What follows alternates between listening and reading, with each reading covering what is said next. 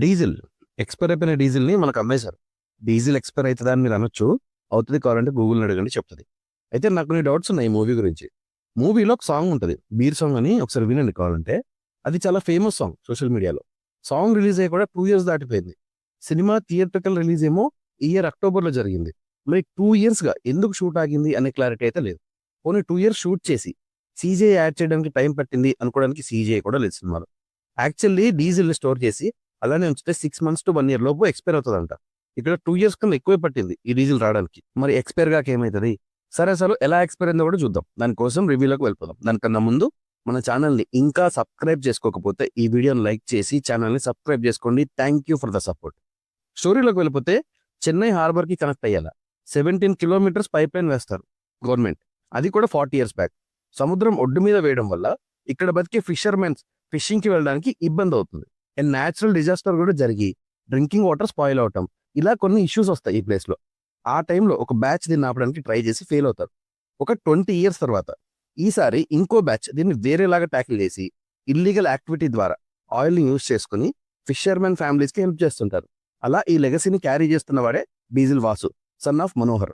వీళ్ళే ఈ సిండికేట్ని రన్ చేస్తుంటారు. అఫ్ కోర్స్ ఇలాంటి టైంలో కొంతమంది ఇన్వాల్వ్మెంట్ వల్ల కొత్త ఇష్యూస్ స్టార్ట్ అవుతాయి. వాసుకి ఆపోజిట్గా ఉన్నది ఎవరు, ఉంటే ఎందుకు, పతాన్ ఎవరు, అతని మోటివ్ ఏంటి, వీళ్ళని హీరో ఎలా హ్యాండిల్ చేశాడు, దానికోసం ఏం చేయాల్సి వచ్చింది అనేది రెస్ట్ ఆఫ్ ది స్టోరీ. ఈ సినిమా లైన్కి ఇంకో తమిళ సినిమా లైన్ చాలా దగ్గరగా అనిపించింది నాకు చూస్తున్నప్పుడు. సేమ్ ఇలానే వాటర్ ప్రాబ్లం అని హీరో ప్రొటెస్ట్ కోసం ఒక స్టెప్ తీసుకోవడం, తర్వాత సిచ్యువేషన్ ఏంటి, ఇలా ఒక సినిమా ఉంది తమిళ్లో ఆల్రెడీ.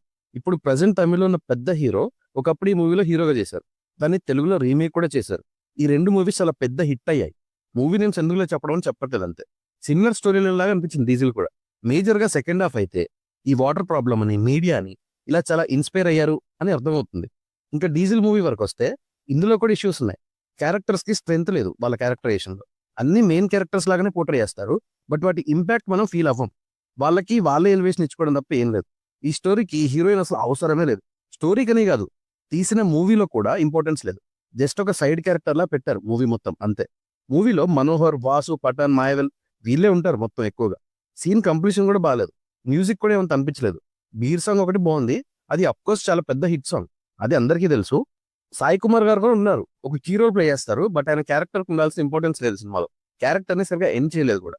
ఇలాంటి ఇన్కంప్లీషన్ ఎక్కువైపోయింది, ప్రెడిక్టబుల్గా అనిపిస్తుంది. సెకండ్ హాఫ్ అయితే ఇంకా హీరో వేసే ప్లాన్స్ అన్ని ముందే తెలిసిపోతాయి మనకి. ఇక్కడే మూవీతో డిస్కనెక్షన్ స్టార్ట్ అవుతుంది మనకు కూడా. అండ్ చాలా లైట్గా అనిపిస్తాయి క్యారెక్టర్స్. డబ్బింగ్ కూడా కొంతమందికి సెట్ కాలేదు, అది క్లియర్గా తెలుస్తుంది. సో ఇలా ఈ డీజిల్ ఎక్స్పైర్ అయింది అనిపించింది నాకు. పర్ఫార్మెన్సెస్ వైజ్ అందరూ పర్లేదు, చాలా మంది ఉన్నారు యాక్టర్స్, బట్ యూస్ చేసుకోలేదు. నాకైతే ఈ డీజిల్ ఎక్స్పైర్డ్. మూవీ సన్నెక్స్ట్లో ఉంది తెలుగులో. సో మీరు మూవీ చూస్తే మీకు ఇలా అనిపించిందో నాకు కామెంట్ చేయండి. నా రివ్యూ నచ్చితే సబ్స్క్రైబ్ చేసుకోండి. Thank you for watching.